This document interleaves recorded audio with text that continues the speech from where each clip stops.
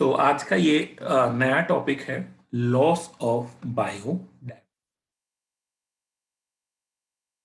Means हमें इस topic में समझना है कि कितनी तेजी से जो डाइवर्सिटी है बायोडाइवर्सिटी अर्थ की वो लॉस हो रही है। उसका ये डेटा है, इसमें डेटा की मदद से आपको रियलाइज करवाने की कोशिश की है कि कितनी तेजी से डिक्लाइन हो रहा है, कितनी तेजी से ये डिक्रीज कर रही है बायोडाइवर्सिटी, कितनी तेजी से स्पीसीज गायब हो रही हैं, एक्सटिंक्ट हो रही है। तो एनसीईआरटी में दे रखा है ये एक लाइन कि जब से स्पीसीज बनी होती है, अच्छा नई स्पीसीज कैसे बनती है, तो एक प्रोसेस होता है स्पीसीज के बनने का, उसे बोलते हैं स्पेसिएशन। तो जब से नई स्पीसीज बनी होती है तभी से आ, जो उसकी लॉसेज होने लगते हैं, उस स्पीसीज का जो लॉस होने लगता है वो शुरू से ही होने लगता है, इसमें कोई डाउट नहीं है ना। तो जब से स्पीसीज इस दुनिया में आई वो कुछ ना कुछ नुकसान झेलने लगती है, लॉस झेलने लगती है, इसमें कोई डाउट नहीं। और जो ये स्पीसीज एक्सटिंक्ट हो रही होती हैं, जो डाइवर्सिटी में लॉस हो रहा है, इसको हमने बोला बायोलॉजिकल वेल्थ। हमारी संपदा, जो हमारी जीवित संपदा है, बायोलॉजिकल संपदा है इस प्लेनेट पर, वो बड़ी तेजी से डिक्लाइन कर रही है। और इस डिक्लाइन के पीछे जो वजह है, जो एक्यूज है, वो एक्यूज दरअसल इंसान है, इंसान के कार्यकलाप हैं, उनकी एक्टिविटीज। अभी जैसे हम बात करें पैसिफिक में आइसलैंड्स की, तो पैसिफिक में आइसलैंड्स पर पहले ह्यूमन नहीं था, ह्यूमन की बसावट नहीं थी, वहां कोई कॉलोनाइजेशन नहीं था। लेकिन जब से ये कॉलोनाइजेशन बढ़ा है तब से वहां पता चला है कि 2000 से ज्यादा बर्ड्स की, वहां की जो स्पीसीज थी, बर्ड्स की नेटिव स्पीसीज थी, वो एक्सटिंक्ट हुई है जब से पैसिफिक आइसलैंड्स में ह्यूमन का कॉलोनाइजेशन हुआ है। अच्छा, ट्रॉपिकल आप जानते ही हो, ट्रॉपिकल, तो वो ट्रॉपिकल रीजन में जो पैसिफिक ओशन में आइसलैंड्स हैं, वहां ये आइसलैंड हुआ है किसकी वजह से, कॉलोनाइजेशन ऑफ ह्यूमन की वजह से। एक चीज बार बार आएगी, red list, red data book. तो यह हम देख लेते हैं ये रेड लिस्ट क्या है।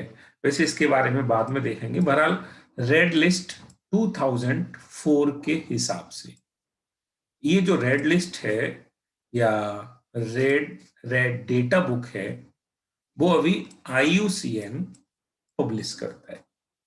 तो ये लगभग हर साल या एक आध साल के अंतराल में ये आईयूसीएन पब्लिश करता रहता है रेड लिस्ट।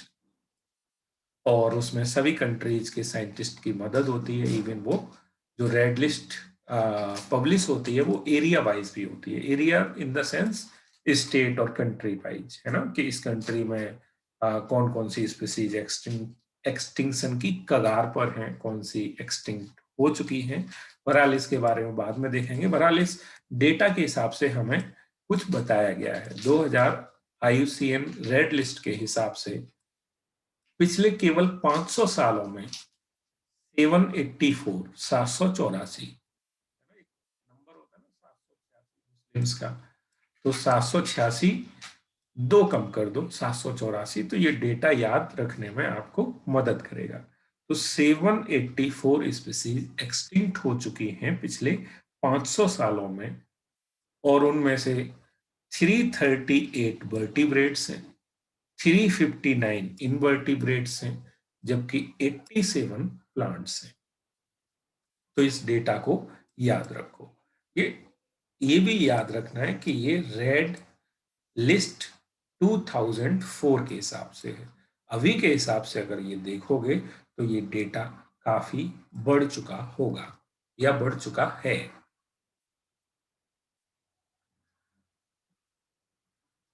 अब कुछ एग्जाम्पल्स भी देख लेते हैं कि उनमें से जो भी स्पीसीज एक्सटिंक्ट हुए हैं, तो उनमें से कुछ एग्जाम्पल, जैसे कि मॉरिशस कंट्री है इंडियन ओशन में, मेडागास्कर के पास, वहां से ये डोडो बर्ड एक्सटिंक्ट हो चुकी है रिसेंटली। अफ्रीका से कग्गा डिसअपियर हो गया है, डिसअपियर ना बोल के एक्सटिंक्ट बोलो, है ना, कग्गा फ्रॉम अफ्रीका एक्सटिंक्ट। और थैलेसीन फ्रॉम ऑस्ट्रेलिया एक्सटिंक्ट। और अगर आप स्टीलर सी काउ की बात करो, तो स्टीलर सी काउ कहाँ से ये एक्सटिंक्ट हुआ है? इसका ये नेटिव एनिमल था रसिया का, तो रसिया से ये स्टीलर सी काउ एक्सटिंक्ट हुआ है। ऐसे ही अगर आप बात करो ये टाइगर की, कुछ सब स्पीसीज हैं, 3 सब स्पीसीज ऑफ टाइगर। तो ये बाली टाइगर है, ये कैस्पियन टाइगर है, और ये जावा टाइगर है। तो ये भी एक्सटिंक्ट हुए हैं। अब नाम से ही पता चल रहा है कि बाली टाइगर तो भाई बाली से ही संबंधित होगा, या जावन टाइगर, जावन टाइगर जावा से रिलेटेड होगा। और कैस्पियन टाइगर जरूर कैस्पियन सी के आसपास किसी कंट्री में रहता होगा। बेसिकली वो टर्की का नेटिव था, तो टर्की का था वो, वहां से एक्सटिंक्ट हुआ है। तो इसका नाम, क्योंकि कैस्पियन सी के पास है ये टर्की भी, वहां के कंट्रीज में था, वहां के आसपास के कंट्री में वाला, बहरहाल वहां बड़ा कंट्री टर्की है, तो टर्की बोला है। तो कैस्पियन टाइगर कहाँ का वो था नेटिव? तो टर्की का नेटिव था।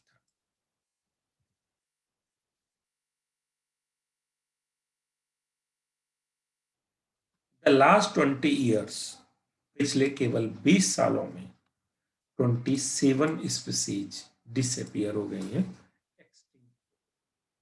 ये सभी डेटा बड़ा इंपॉर्टेंट है जो आपको याद रखना है, सीधे सीधे क्वेश्चन पूछे जाते हैं।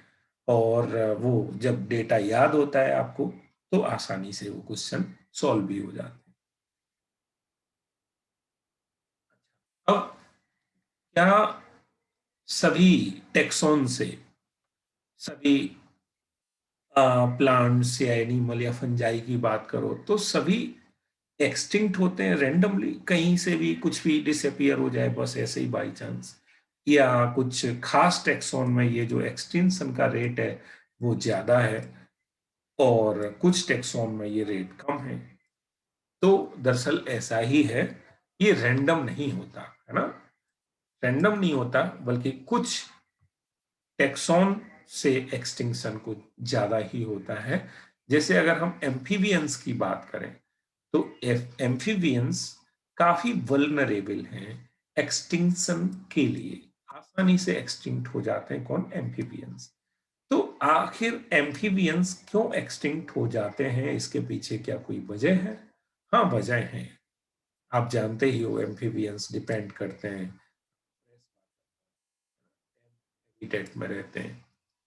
तो फिर अ, इनको आप जानते ही हो कि रिप्रोडक्शन के लिए, नई जनरेशन के लिए वाटर, तो वाटर में अगर कोई भी इम्प्योरिटी आएगी, या वहाँ जो इनका हैबिटेट है, फ्रेश वाटर है, उसकी क्वालिटी में चेंज आएगा, है ना, पीएच में चेंज आएगा, तो इनकी ग्रोथ पर, इनके सर्वाइवल पर असर पड़ेगा।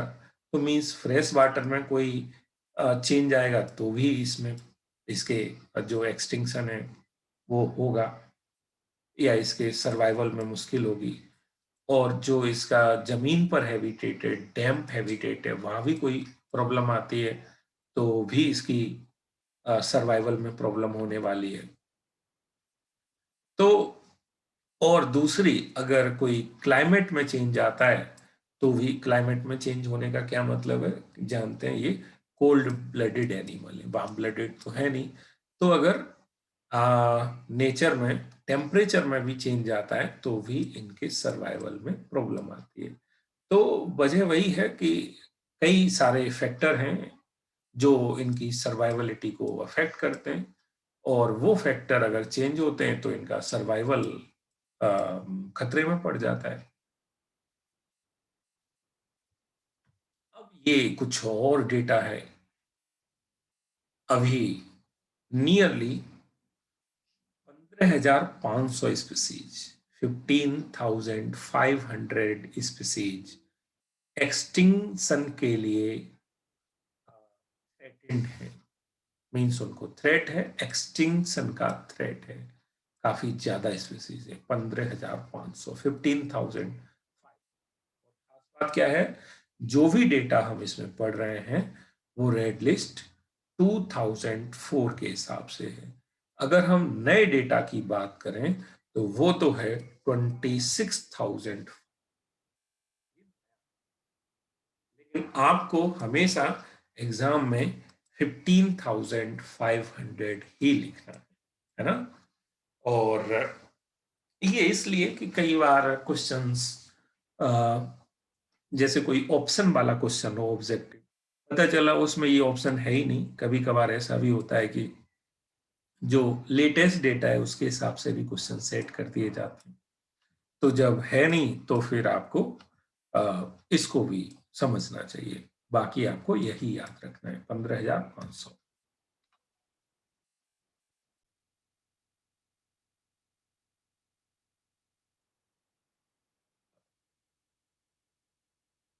ऐसे ही सेम एम्फीबियंस की 32% स्पीसीज, मैमल्स की 23% स्पीसीज, जिम्नोस्पर्म्स की 31% स्पीसीज एंड बर्ड्स की 12% स्पीसीज भी थ्रेटेंड है एक्सटिंक्शन के लिए।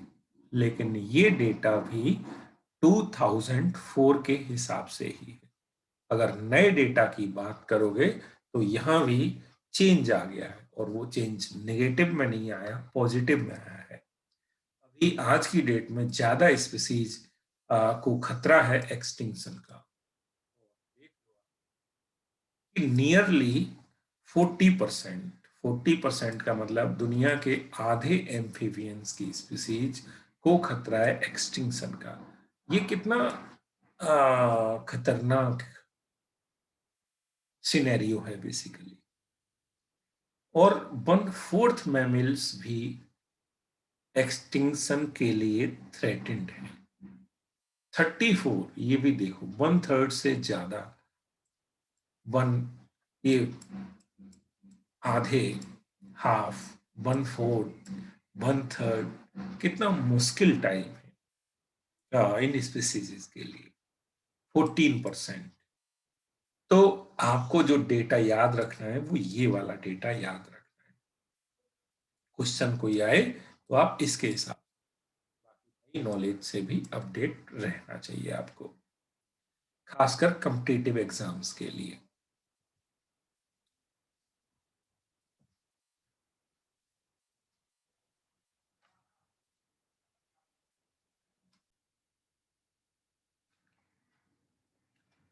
तो जब हम स्टडी करते हैं फॉसिल्स की, मीन्स जो हमारी अर्थ क्रस्ट है उसकी लेयर्स की जब हम स्टडी करते हैं तो उसमें हमें फॉसिल्स मिलते हैं, और कहीं कहीं वो फॉसिल्स कुछ ज़्यादा ही मिलते हैं, है ना।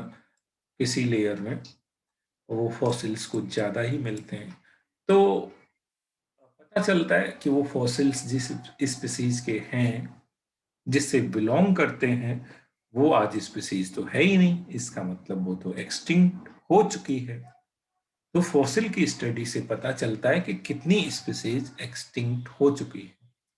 बहुत सारी स्पीसीज तो ऐसी हैं दुनिया में जब इंसान नहीं आया तभी एक्सटिंक्ट हो चुकी थी। और इस लंबे समय में जब से इस अर्थ पर बहुत ज्यादा स्पीसीज रहती हैं, मीन्स जब से डाइवर्सिफिकेशन हुआ है, तब से आज तक स्पीसीज एक्सटिंक्ट होती रही है। लेकिन कुछ समय ऐसे भी आए हैं, कुछ पीरियड ऐसे भी आए हैं जब स्पीसीज का जो लॉस हुआ है वो बहुत बड़े स्केल पर हुआ है। तो बड़े स्केल पर जो लॉस हुआ है वो ऐसा पूरी हिस्ट्री में, पूरा ये हिस्ट्री कोई ह्यूमन हिस्ट्री नहीं, लाइफ की हिस्ट्री, जब से अर्थ पर लाइफ रहती है, डाइवर्सिटी है, तब से आज तक ऐसे 5 एपिसोड हो चुके हैं जब लाइफ काफी लार्ज क्वांटिटी में, 5 एपिसोड हो चुके हैं जब लार्ज एक्सटिंक्शन हुआ था। ये जो चल रहा है हमारे टाइम में वो सिक्स्थ एक्सटिंक्शन चल रहा है। सिक्स्थ एक्सटिंक्शन का एपिसोड अभी हमारे सामने चल रहा है। तो पुराने वाले 5 और ये जो छठा है, क्या ये सेम है? नहीं। पुराने जो एक्सटिंक्शन का जो एपिसोड्स थे, 5 बार जो एक्सटिंक्शन हुआ, वो आज के एक्सटिंक्शन से डिफरेंट थे, या ये कहो आज का है वो डिफरेंट है पिछले वालों से। क्या डिफरेंस है? दरअसल आज का जो एक्सटिंक्शन का रेट है वो बहुत ज्यादा है, 100 से 1000 गुना तेज है। तो एक्सटिंक्शन का जो रेट है आज का, वो 100 to 1000 टाइम्स मोर और faster than pre human time और एंड अवर एक्टिव। हाँ, तो ह्यूमन से पहले का था वो आज की अपेक्षा स्लोअर था, आज का फास्टर है। और इन सारी वजहों के पीछे इंसान जिम्मेदार है। ह्यूमन की एक्टिविटीज ही रेस्पॉन्सिबल है इस फास्टनेस के लिए, एक्सटिंक्शन के फास्टनेस के लिए। Ecologists warn that if the present trends continue, nearly half of all the species on Earth might be wiped out within the next 100 years. Ecologist चेतावनी देते हैं, वार्निंग देते हैं कि अगर ये प्रेजेंट वाला जो ट्रेंड है एक्सटिंक्शन का, तो अगले 100 सालों में दुनिया की आधी स्पीसीज गायब हो जाएंगी। अब रेड डेटा बुक का या रेड डाटा बुक का कई बार नाम आ चुका, तो इसके बारे में भी हम देख लेते हैं थोड़ा। अब जैसा कि हमने बात की थी कि रेड डाटा बुक वैसे तो IUCN की तरफ से ये पब्लिश होता है डॉक्यूमेंट, लेकिन हर कंट्री का भी अपना रेड डाटा बुक भी होता है, या इवन स्टेट का भी हो सकता है। तो जैसे कि यहाँ दिखाई दे रहा है red data book butterfly of India, एक खास टैक्सॉन से रिलेटेड है। तो ये जूलॉजिकल सर्वे ऑफ इंडिया की तरफ से है।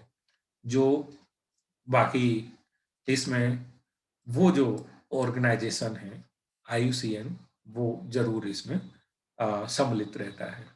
ये रेड डेटा बुक जो हमें दिखाई दे रहा है वो कहाँ का है? ईरान का है। और ये अफ्रीका का है। ये रेड डेटा बुक है, ये जरूर पूरे वर्ल्ड का होगा, है ना? उस पर कोई ऐसा स्पेसिफिक डिस्क्रिप्शन तो नहीं दिखाई दे रहा। तो ये रेड डेटा बुक एक डॉक्यूमेंट है basically. Essentially, the red data book refers to a document maintained by a state or nation that is established to record and document the rare and endangered species of plants and animals that exist within the boundary of that respective state or nation. अच्छा, red data book की जो शुरुआत है वो USSR ने की थी। USSR आप समझते हो। और उसने USSR ने 1961 में ये स्टार्ट किया था, इस चीज को मेंटेन रखना, रेड डाटा बुक को, अपनी कंट्री का जो भी ये इंडेंजर्ड या एक्सटिंक्ट स्पीसीज थी, जो पूरा रिकॉर्ड था वो मेंटेन किया किसने सबसे फर्स्ट टाइम? USSR ने 1961 में। बाद में रेड डाटा बुक को मेंटेन करना शुरू कर दिया किसने? IUCN ने। कब से? नियरली 1965। और IUCN के बारे में हम पहले से भी जानते हैं, इसकी फुल फॉर्म होती है international union for conservation of nature and natural resources. वहां हमने जो इसका लार्ज फॉर्म, एक्सटेंड फॉर्म पढ़ा था, उसमें नेचर एंड नेचुरल रिसोर्सेज के बारे में था। तो ये 1965 में इसको ऑर्गेनाइजेशन बना और तभी से ये अपना ये काम कर रहा है, रेड डाटा बुक पब्लिश करने वाला। All the known endangered species and subspecies of plants, fungi, animals are recorded to the red data. तो जो भी स्पीसीज सब स्पीसीज इंडेंजर्ड होती हैं उन सबको इस बुक में जगह मिलती है। बाकी अगर आप देखोगे विकीपीडिया पर किसी भी स्पीसीज के बारे में, कोई प्लांट्स है, एनिमल है, तो आपको उसके स्टेटस के बारे में भी पता चलेगा, है ना। स्टेटस मींस वो अभी उसको क्या कोई थ्रेट है एक्सटिंक्शन का, या बिल्कुल भी थ्रेट नहीं है। तो इस तरह से उसको कोई ना कोई स्टेटस मिला होता है। तो ये वो जो कैटेगरीज होती हैं, तो ये कैटेगरीज है, एक तो एक्सटिंक्ट हो चुकी है, एक थ्रेटेंड है, मीन्स डर है स्पीसीज को एक्सटिंक्ट, और एक को कोई डर नहीं है, कोई फर्क नहीं पड़ता। ठीक है, तो हमने ये तीन ब्रॉड कैटेगरीज में डिवाइड कर दिया। बाकी फिर फाइनल और फर्दर कैटेगराइज कर दिया। तो इनका मतलब है बेसिकली जो एक्सटिंक्ट हो चुकी है। ठीक है, तो ये जो भी कलर है उससे हमें पता चलना चाहिए कि किसका, किस कैटेगरी का क्या कलर होता है। जैसे ब्लैक है तो एक्सटिंक्ट स्पीसीज के लिए ब्लैक यूज किया जाता है। रेड, जो बहुत ज्यादा, रेड तो वैसे भी खतरे का निशान होता है, तो red means critically endangered species, means उसको बहुत ज्यादा खतरा है। ऑरेंज थोड़ा सा कम खतरा, इंडेंजर्ड तो है। और वल्नरेबल स्पीसीज मीन्स खतरा है, मीन्स अगर इसको इसकी स्पीसीज के जो हैबिटेट है, उसकी जो कंडीशंस हैं, है ना, जिनमें वो जीवित रहती है, उन कंडीशंस में कुछ बदलाव आएगा तो वो भी, उनको भी थ्रेट है। तो वो स्पीसीज जो आसानी से, जिनको खतरा हो, उन स्पीसीज को हम बोलते हैं वल्नरेबल। व्हाइट का मतलब हुआ रेयर स्पीसीज, ग्रीन का मतलब आउट ऑफ डेंजर, वो स्पीसीज जिनको कोई प्रॉब्लम ही नहीं है, आउट ऑफ डेंजर अभी। या फिर हो सकता है कि डेटा ही पता ना हो, हमें पता ही ना हो उसके बारे में, स्पीसीज के बारे में, तो भी उसको ये ग्रीन, ये जो ग्रीन कलर है वो इस कैटेगरी को दिया जाता है जिसको खतरा, जिसको खतरा है वो रेड, ऑरेंज और एम्बर कलर। और जो एक्सटिंक्ट हो चुकी है ऑलरेडी उसको हमने ब्लैक कर दिया। Black means nothing. ये कलर किसके लिए? थ्रेड के लिए। और जो ग्रीन कलर है मीन्स कोई प्रॉब्लम नहीं। तो ये इनके बारे में सब कुछ लिखा है, अगर जरूरत होगी तो आप पढ़ लोगे।